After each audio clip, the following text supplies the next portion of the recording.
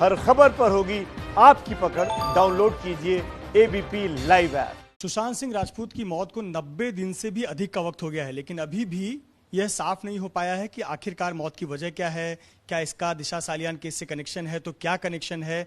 इसके बाद में जो जांच का दायरा बढ़ा, अब वो ड्रग रैकेट तक आ चुका है और अभी भी अब राजनीति भी जमकर हो रही है। अब कंगना रनौत पर भी कार्रवाई हुई। तमाम जो बातें सामने आ रही हैं, इस पर बात करने के लिए हमारे साथ भाजपा के नेता व विधायक नितेश राणे जी हैं। नितेश जी, सबसे पहले तो सुशांत सिंह राजपूत का जो ये पूरा जांच चल रहा है, सीबीआई एक तरफ जांच कर रही है, एक तरफ ड्रग रैकेट की जांच एनसीबी कर रही है। किस तरह से देख रहे हैं आप इस पूरे जांच को? नहीं, ऐसा है कि सीबीआई हो, एनसीबी हो, ईडी हो, ये सारी एजेंसियां हमारे देश की बहुत रिस्पॉन्सिबल एजेंसीज हैं, टॉप एजेंसीज है। अगर ये अपनी तरीके से जांच कर रही है तो मुझे ऐसा लगता है कि हमने उनको जांच करने देना चाहिए। ये हमारे स्पीड के हिसाब से जांच नहीं करेगी, उनके स्पीड के हिसाब से काम करेगी, उनको जो सही लगता है वो करेगी।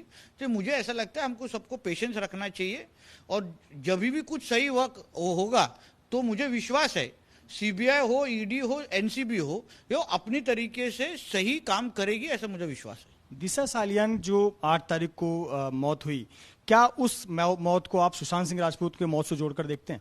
देखिए, ऐसा है कि जोड़ना पड़ेगा, क्योंकि जो कुछ भी 8 रात को हुआ, 8 तारीख के रात को हुआ, उसका और 13 तारीख का जो है वो डायरेक्ट लिंक है। उसके बोलने के कारण ऐसे है कि 8 तारीख को दिशा सालियान को जहां एक पार्टी में बुलाया गया था, वो पार्टी में जो लोग मौजूद थे, उधर उसके साथ कुछ गलत हुआ। वहां से निकलने के वक्त उसने सुशांत से बात की, उसको बताया। वहां से वो अपने मलाड मालवनी के घर तक पहुंची और वहां उसके साथ जो कुछ भी गलत हुआ, तभी उसका जो लिविंग पार्टनर था ना, रोहन राय, वो वहां मौजूद था। और जब वो वहां से गिरी तो रोहन राय का नेचुरल रिएक्शन क्या होना चाहिए था कि रोहन राय तुरंत नीचे भाग के आना चाहिए था और देखना चाहिए था कि वो जिंदा है क्या, मैं उसको एम्बुलेंस में बिठा के जाके बचा सकता हूं क्या। मगर रोहन राय ने ऐसे किया नहीं। रोहन राय 25 मिनट के बाद नीचे आए। और आज रोहन राय जो दिशा सालियान के सबसे करीबी थे, सबसे ज्यादा करीबी थे, जैसे हम लोग सुशांत सिंह के केस में रिया से बात कर रहे हैं, उसके मतलब अंकिता लोखंडे से बात कर रहे हैं, तो वैसे दिशा सालियान के ये पूरे केस में रोहन राय का रोल बहुत इंपॉर्टेंट है, क्योंकि वो सबसे उनके करीबी थे। 9 जून को, अगले दिन, रोहन राय ने अपने कई करीबी दोस्तों को फोन किया कि आज दिशा सालियान का फ्यूनरल है, अंत्य संस्कार करना है, उसका फ्यूनरल है।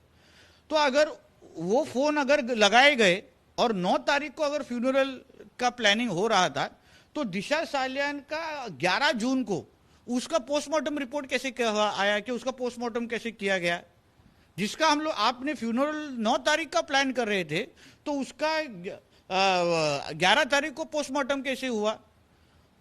चौथी बात ऐसी है कि दिशा सालियान का जो सीडीआर रिपोर्ट है, जो आपके जैसे कई चैनलों में ऑलरेडी दिखाया है, 8:30 तक दिशा सालियान ने आखिरी बार आपका 8 जून के रात को 8:30 तक उसने अपना फोन इस्तेमाल किया है।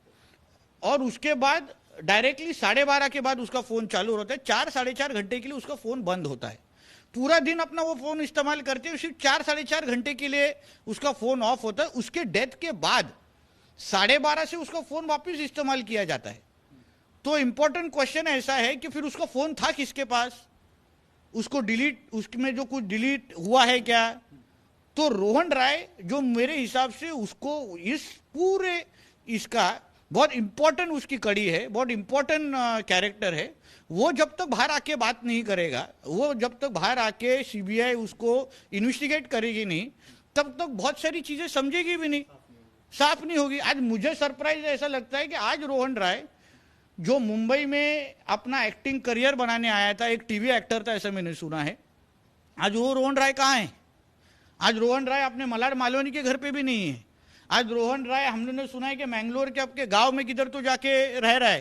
तो ऐसा क्या हुआ कि उसको मुंबई छोड़नी पड़ी, छुड़वाया उससे।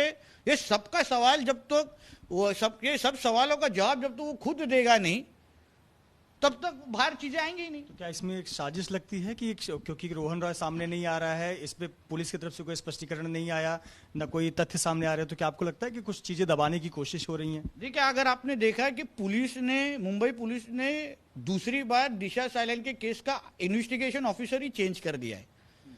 अगर ये क्लियर केस ऑफ सुसाइड होता तो उसका इन्वेस्टिगेशन ऑफिसर चेंज करने की जरूरत नहीं थी। दूसरा है कि रोहन राय को यहां से भागने की जरूरत नहीं थी। ठीक है, उसके साथ एक हादसा हुआ, ट्रेजेडी हुआ, उसके फियांसे ने सुसाइड कर दिया, वो दुख में होगा, मगर वो मुंबई छोड़ने का कारण नहीं था ना। तो ये सब के वजह से मुझे लगता है कि इसके ऊपर सीबीआई ने जांच करनी चाहिए। सीबीआई ने मोबाइल टावर के लोकेशन लेने चाहिए। 8 तारीख को रात को दिशा सालियान को कौन कौन मिला? 8 तारीख को आप एक दावा करें कि कोई पार्टी हुई थी, तो कौन कौन था उस पार्टी में, कहाँ हुई थी पार्टी, किस विषय में पार्टी हुई? वो पार्टी के बारे में मुझे से ज्यादा रोहन राय को ज्यादा मालूम है, हाँ, और उससे ज्यादा सुशांत को मालूम था। मगर मैं यही तो चाहता हूं ना, मीडिया पे बताने के बजाय मैं ये चाहता हूं कि सीबीआई जैसी बड़ी एजेंसी इसकी जांच कर रही है।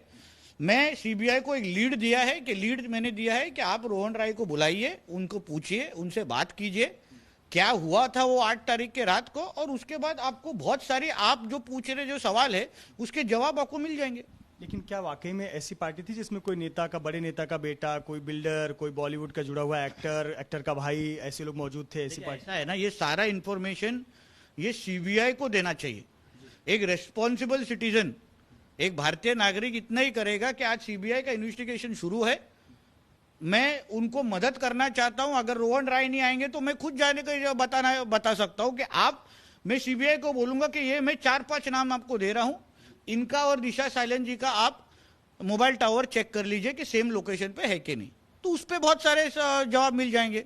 मगर मैं ये चाहता हूं कि सबसे पहले सीबीआई रोहन राय को बुलाए, रोहन राय का इन्वेस्टिगेशन करे, शायद कस्टोडियल इन्वेस्टिगेशन अगर मदद होती तो वो करे। अगर उसमें कुछ नहीं हो रहा है तो मैं जरूर आगे मदद करने को तैयार हूं। जरूरत होगी तो आप सीबीआई को जाके तथ्य सबूत देंगे? क्यों नहीं, मेरे को डरने का जरूरत ही नहीं है।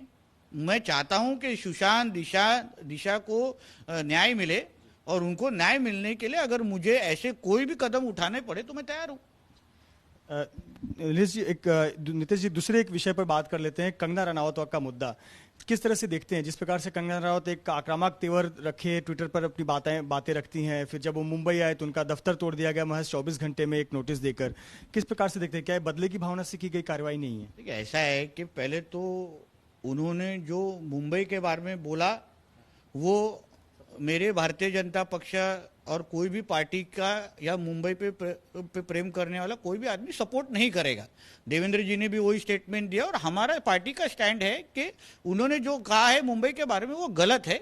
मगर वो लड़ाई उनके और शिवसेना के बीच में है। वो और शिवसेना के बीच में उनको कैसे लड़ाई करना है, उनको क्या करना है, वो जाने। वो एक रिस्पॉन्सिबल एक्ट्रेस है, सिटीजन है, पद्मश्री तक उनको मिला है, तो मुझे ऐसा लगता है उनको सही मालूम है। मगर उनके पास जो इंफॉर्मेशन वो बार बार दे रही हैं, फॉर एग्जांपल कल उन्होंने एक ट्वीट किया कि सीएम उद्धव ठाकरे उनका बेटा, ऐसा उन्होंने ट्वीट लिखा है। हाँ, तो वो ट्वीट के ऊपर जांच होनी चाहिए ना। अगर उनके पास, जैसे मेरे पास कोई इंफॉर्मेशन है और मैं सीबीआई को दे सकता हूं, सीबीआई को मदद कर सकता हूं, वैसे अगर कंगना जी के पास कोई इंफॉर्मेशन है तो एनसीबी ने उनको बुलाना चाहिए, उनका स्टेटमेंट लेना चाहिए कि बाबा आपको क्या मालूम है, आप ट्विटर पे ऐसा ऐसा लिख रही है, आपके एलिगेशंस के बारे में, या तो आपको अगर कुछ सच है जिसके वजह से मुंबई के ड्रग्स के इंडस्ट्री के बारे में कुछ इंफॉर्मेशन आप दे सकती है, तो सीबीआई एनसीबी ने उनको बुलाना चाहिए। लेकिन जिस प्रकार से सत्ता पक्ष आरोप लगा रहा है कि बीजेपी का समर्थन प्राप्त है, इसीलिए कंगना इस प्रकार के तेवर हैं, इस प्रकार के शब्दों का उपयोग कर रही हैं, और नाम तो ले नहीं रही हैं, बल्कि उन पर जो कार्रवाई हुई लीगल तरीके से की गई। ऐसा है कि वो कोई छोटी बच्ची नहीं है, हाँ, वो क्या चाइल्ड आर्टिस्ट नहीं है। और हम लोग को आज भारतीय जनता पार्टी पूरी तरीके से कोरोना को लड़ रही है, कोरोना की तरफ। आज महाराष्ट्र में बहुत बड़े पैमाने पे कोरोना के केसेस बढ़ रहे हैं। आज हमारे सारे मेरे विधायक, हमारे देवेंद्र जी हो, चंद्रकांत दादा पाटिल, हम सभी कोरोना के लड़ाई में बहुत बिजी है। मगर जिनको असलियत में कोरोना के अगेंस्ट लड़ना चाहिए, शिवसेना और महाराष्ट्र का गवर्नमेंट, वो कोरोना को छोड़ के कंगना से लड़ रहे हैं, वो इतना ही फर्क है। एक और विषय मुंबई के लॉ एंड ऑर्डर के मुद्दे पर सवाल उठता है, जिस प्रकार से एक नेवी के रिटायर्ड अधिकारी के साथ में कुछ शिव सैनिकों ने गुंडागर्दी की, किस तरह से देखते हैं? क्या वाकई में इस प्रकार का कदम उठाना सत्ता पक्ष द्वारा, जो सरकार में है, जिसके पास तमाम यंत्रणा है, वो इस प्रकार के उनके कार्यकर्ता कदम उठा रहे हैं? देखिए, ऐसा है कि आखिर में नेवी ऑफिसर हो या आर्मी ऑफिसर को हो, उनका हमारे देश में एक अलग सम्मान है, अलग जगह है। अलग तरीके से भी उनको जाके समझाया जा सकता था। अगर आपको लगा कि आपके लीडर के बारे में कुछ गलत उन्होंने भेजा है, फॉरवर्ड किया है, तो आप जाके उनसे अलग तरीके से समझा सकते थे, बात कर सकते थे। वो एक रिस्पेक्टेड आदमी है, नेवी में काम किया हुआ आदमी है, बहुत बड़ा, मतलब उसने हमारे कंट्री के लिए सेवा दी है, सर्विस दी है। तो मुझे लगता है अलग तरीके से बात कर सकते हैं। मगर आज शिवसेना में फ्रस्ट्रेशन है, महाराष्ट्र संभाल नहीं पा रहे, बीएमसी संभाल नहीं पा रहे, ये सारी गलतियां कर रहे हैं रोज रोज रोज। तो फ्रस्ट्रेशन निकालें किसके ऊपर? हम लोग को, बीजेपी को कुछ बोल नहीं सकते, खुद की गलतियां सुधार नहीं सकते, तो ऐसे किसी को भी पकड़ना और मारना, इसके ये सिर्फ फ्रस्ट्रेशन की वजह से हो रहा है शिवसेना में। बहुत बहुत शुक्रिया नितेश जी बात करने के लिए। नितेश राणे जिन्होंने अपनी बेबाक राय रखी और कहा कि कहीं न कहीं सरकार का फ्रस्ट्रेशन है और वो फ्रस्ट्रेशन कंगना और इस प्रकार की हरकतों के जरिए निकल रहा है। वहीं अगर बात करें दिशा सालियान और सुशांत सिंह राजपूत मामले की, तो इसकी निष्पक्ष जांच सीबीआई कर रही है और अगर इन दोनों के तार जोड़कर देखे जाएं, बृहद में इसकी जांच की जाए तो कई सच्चाई सामने आएगी और इसके लिए रोहन रॉय का आना सामने बेहद जरूरी है। कैमरामैन कृष्णा खापरे के साथ Mrityunjay Singh, ABP news, Mumbai. ABP news आपको रखे आगे।